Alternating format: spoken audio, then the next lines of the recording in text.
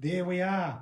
Okay, good afternoon everyone. It's Michael Anastasiadis here from Bosanoff Mortgages, Mortgage Advisor, Mortgages Made Easy. And I've got it here to prove it. Been at the annual conference here, and look who's here, Nick Goodall from CoreLogic. Say hi to everyone, Nick. Kia ora all, nice to be here and good to have another chat with you, Michael. It's good to see you. Yeah, and thanks for your time. I know you're a busy man, and I just thought let's grab Nick for a minute and get a bit of an update and tell me what's happening. What are you guys seeing in the data with property? Yeah, I think the firm first answer is that we have definitely seen the turning point come in the market, but there's no doubt in our mind that it's going to differ as the way this goes from here. It's not going to be equal, it's not going to be consistent. We're going to see differences across the country and even within different cities as well. But we have seen some strength across parts of the Auckland market and the Wellington market, and enough for us to say that we think that the downturn's ended and now it's all about what's next. Yeah, so I've had a number of my clients over the last 3 months where they're saying to me, look, we're putting in offers, there's multi-offers, we're missing out to slightly higher ones. What's happening, you know? So the tide is definitely turning. Yeah, I think that's a determination from less supply. We are seeing fewer properties come to market, so there's fewer properties for sale. Typical through winter, but it probably has fallen more than usual. And that little creep up in demand.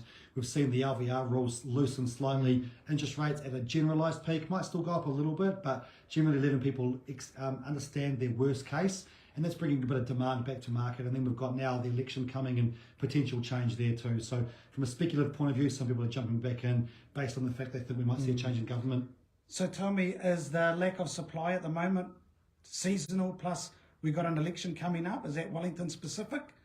Yeah, I think not Wellington specific. We're seeing that across the board.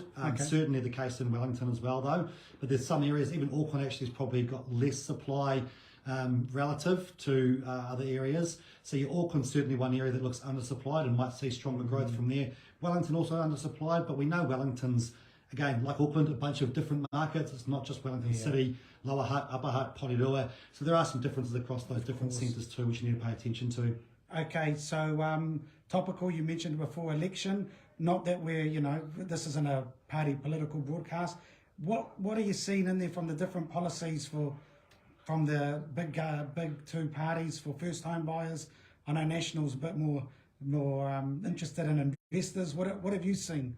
Yeah, I think look, generally from an election point of view, we do see activity reduce as we approach the election. Uncertainty brings that. But if the polls start to show there's one more clear leader, we might see that change people's behaviour. At the moment, National certainly leading in the polls. That might lead to people getting ahead of the game and buying a bit sooner. We did see some tax policies announced from National last week.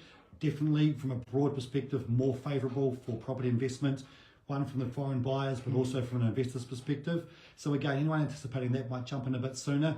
Personally, I do have some questions around where they're getting the figures for, around the revenue they can raise from the foreign buyers tax, but we're doing some work now to understand what the assumptions might be underlying that. But at this stage, it looks hard to stack those numbers up. So certainly got to always pay a bit of caution to any political announcement, I suppose. Yeah, of course. And the one from last week is certainly no different. Look, just for your anecdotal evidence, I've been starting to get inquiries from investors as well, saying, hey, what do we need to do to get our affairs in order?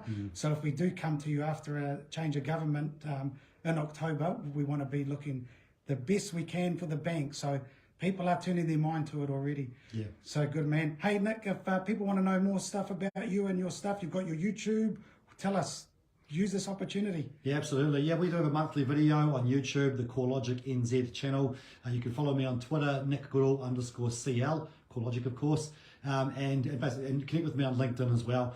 We're pumping out some pretty regular content, and make sure you give a watch for Calvin Davidson too. He's our chief economist. Really pumps out all the content looking at what's going on, and he released an article today actually around that announcement from National, just looking at the potential impact of those tax announcements they've made. So always got the firm data, firm detail behind the information we've got, and always keen to get out there and chat to people about it too. So please do hit me up. Lovely. Thanks, Nick. Thanks for being generous with your time with me again. Lovely to see you. And everyone signing off, have a great evening. Cheers.